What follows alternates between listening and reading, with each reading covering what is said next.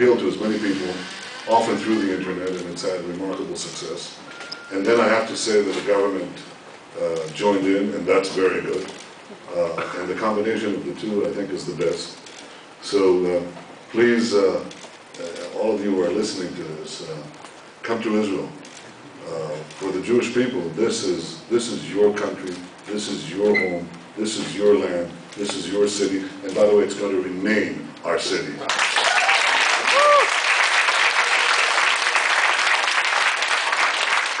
Now we face a multitude of problems, and I think that the addition of Olim from the United States or from Canada or from other countries, developed countries, who did I not mention? Australia. Britain, yeah? South Africa. South Africa. South Africa.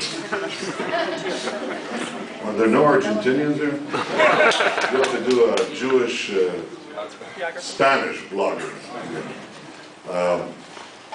I think this is it's an opportunity for you to contribute and shape the future, the Jewish future. And the way you shape the Jewish future is by contributing to the future of the Jewish state. And you have something unique. The people who come, at least in Nefesh B'Nefesh, as you know, who come here have had nearly 100% success rate, both in employment, virtually no dropouts, they hit the ground running, and they're absorbed quickly into Israel's, into the more robust elements of Israel's economy, and can help make the rest of the economy and our civil society more robust, more open, more transparent, more productive, and ultimately more prosperous and safe for the Jewish people. This is what we need to do. We have to assure the security, the prosperity, the well-being of the Jewish state, and this means that we have to address, to fortify our security, jumpstart, restart the economic momentum that we began a few years ago and that we have to re-energize with the right policies.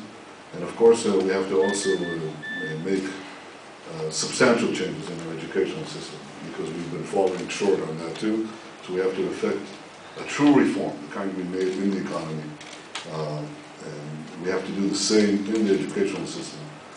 And these, I think, are the three pillars of Israel's success. We've achieved an enormous amount, but there can be a lot more. And I invite all of you to join in. How many of you have made Aliyah? How many of you are planning Aliyah? Wow. You hear that, the 600 bloggers outside? Next, I was going to say next year in Jerusalem. How about next week in Jerusalem? You should be.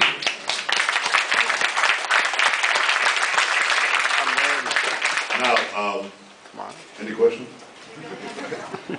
Yeah, I really have it, yes, I do.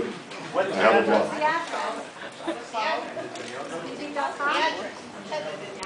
What that mean? .org.il? It's both, actually. It's English. You can enter it in English, but there's English and Hebrew. These are the easy questions. During your time in leadership, during your administration and later in opposition, has any thought been given to the issue of how to use blogging as a weapon in our hasbara? Everybody in this room knows, because we all read blogs, the level of attacks being made on Israel, untruths that come out of all the blogs. Is there any effort made from a government point of view, political point of view, that you're aware of? No. But it may be worthwhile. When I was Prime Minister, the internet was not, had not gathered the full force that it had now.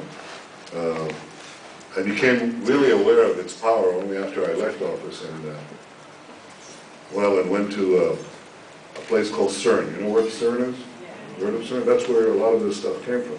It came from many sources, from the first American Defense Department effort and elsewhere. But in CERN, they had to they had to solve the problem. You really want to hear this? Yes. CERN is a huge particle accelerator of the European community, and it girdles, I don't know, it's maybe 25, I don't know the exact radius. It's a circular donut tunnel,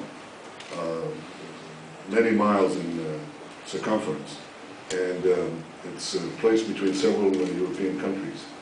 And in this installation, they rotate particles, and they accumulate a vast amount of information. Then they have to process this information. They process it in computers. But as you move it in the computers, there's a problem. And the problem is that there is, you have to get the computers talking to one another. And the problem that arose is not merely in the computers, but in the connection between the computers. So they had to invent something called a switch router. You know what a switch router is? You come on a highway lane, and each car gets into a place, and then it has to get into the next lane, but they may change lanes. And that problem of two cables, two fiber optic cables connecting to each other, and having the cars, the information particles move, bits of information move from one glass fiber to another glass fiber, which may not be opposite directly, was a very complicated problem. Part of this problem was solved because of the requirements of CERN, and there are many other contributions. A lot of people had contributions to developing the... No, we're not going to get into that. But a lot of people contributed to this. So I became aware of this first technologically, along what I'm describing for other reasons. Became aware of this unique potential. It became very clear to me that we were in the midst of a process that would soon interconnect mankind.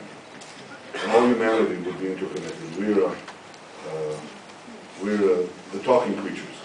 We communicate with one another. Hopefully we also think before we do that, or after we communicate with one another. But it is important, it's a sea change in the ability to communicate, and it's a sea change also of the control. You have the command media, which is basically the newspapers and the television, radio, and so on, that are commanded from above. And here what you have is not merely a change in technology, in the amount of transmissions, but in the ability to enter this network and empower yourself. And this is what is happening. You're all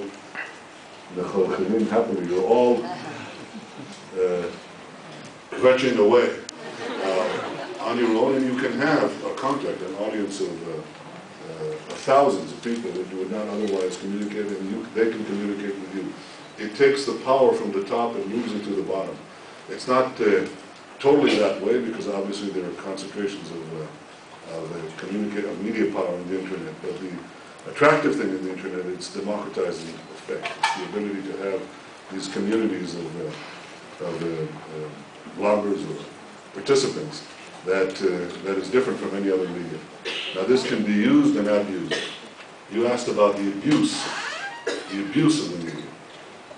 And there's wide room for that too, because you obviously have no checks and no real filters. But you can also, as I believe one U.S. candidate called it, you can fight the smear. You can fight the smears. And it's possible, and this is what I think the government of Israel should do. It should have a website fighting the various smears and defamations on the state of Israel and against the Jewish people and against Zionism, and just systematically puncture all these lies, because we have one weapon, and it's the weapon of truth. You don't have to embellish anything, you don't have to falsify anything, you just have to say the truth. Daniel Elon, who was our ambassador in Washington, is sitting here.